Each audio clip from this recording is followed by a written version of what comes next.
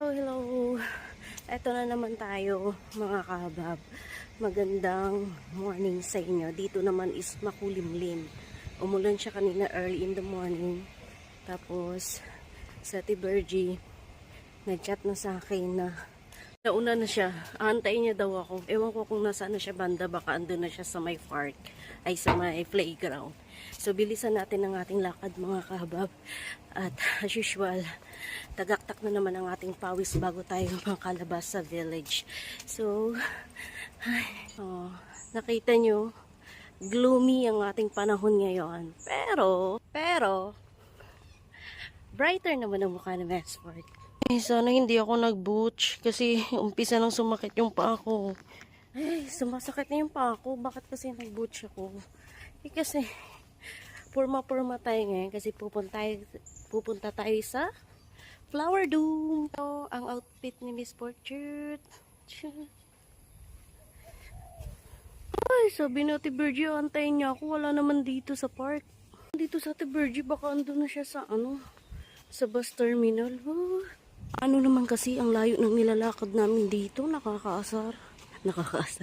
Pwede bang ilipat na lang yung bahay dito malapit? Kita ko na, ayun no, nagbi-video na naman.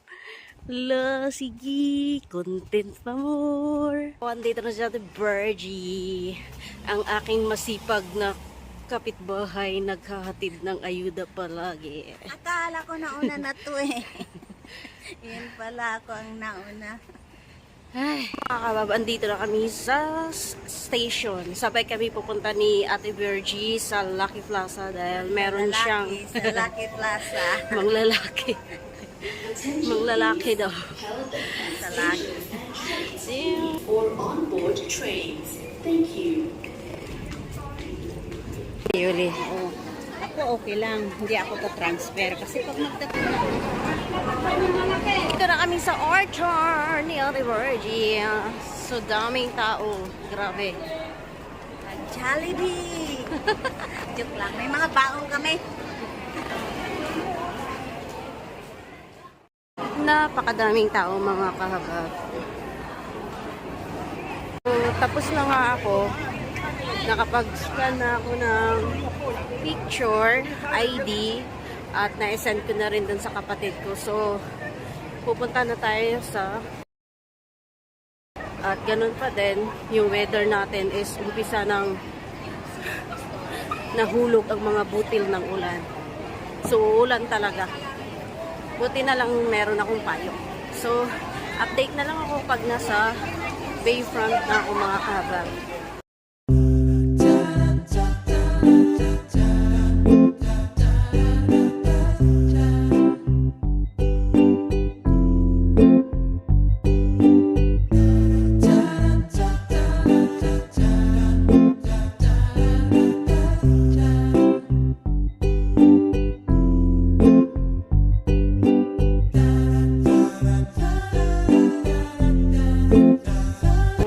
Flight tayo ngayon mga kahabab. Mas gusto ko nga pag solo lang kasi hawak ko yung oras ko at walang nagmamadali, walang nagtuturo, diba? So, dadaan tayo sa tunnel at lalabas tayo dun sa Garden by the Bay. At sumasakit na ang aking paa mga kahabab. Nagbaon pala ako mga kahabab. Nagbaon ako ng lunch at nagdala din ako ng egg sandwich kasi mahal na yung bilihin doon eh. Dito tayo papasok mga kahabab. Ito yung tunnel na dadaanan mo palabas papuntang Garden by the Bay. So, sa tunnel na to mga kahabab, meron siya mga floral na ano tawag dyan? Wallpaper. Tapos, puro mga salamin yung wall dito.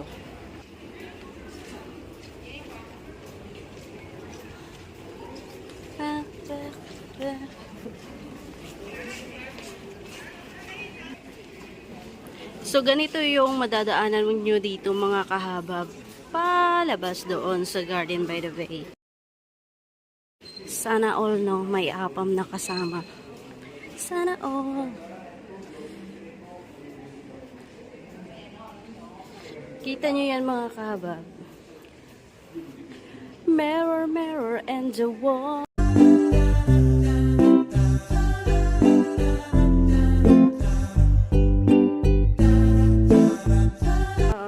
Alam nyo ba? Siyempre hindi nyo pa alam kasi hindi ko sinasabi. Hindi ko pa sinasabi.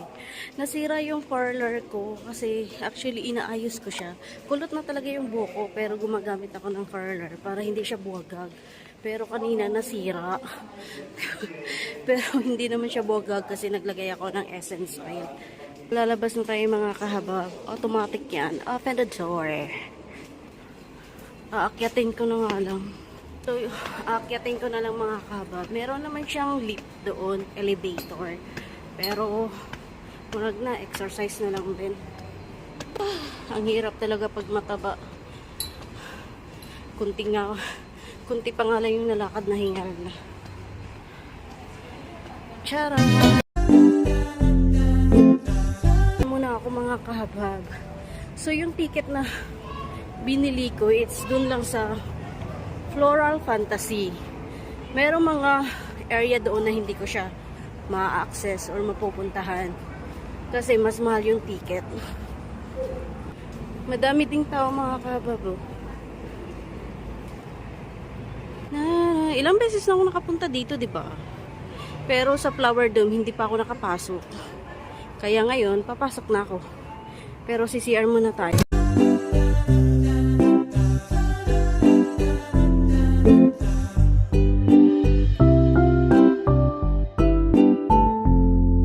Pupunta na tayo dun mga kabab. Pagkatapos, magla-lunch na lang muna ako kasi may baon naman ako dito. Kakain muna ako bago ako papasok sa Flower Dome para hindi na ako gutumin doon. So, nakapag-retouch na rin ako. Char. Pag uwi ko na lang, pagpa-uwi na ako, saka na lang ako mag-video sa ibang ano dito. Roswell. Tatawid tayo dito sa bridge. At mula dito, tanaw natin yung Marina Bay Sands Hotel. Ayan. Ayun.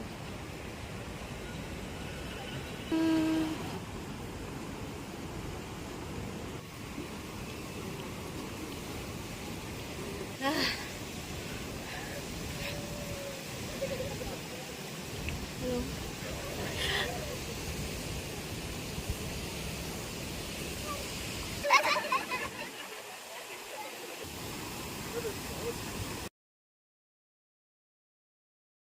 Lakad-lakad.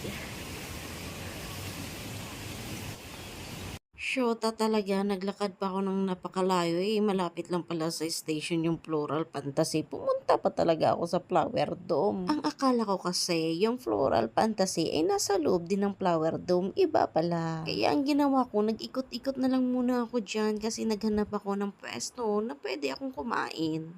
Pero hahanap muna ako ng spot na mapagkainan.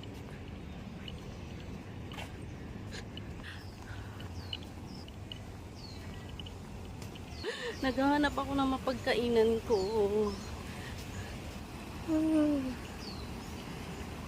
Tingnan nyo naman yung sa harap ko. Kakain muna ako mga kabab bago ako papasok.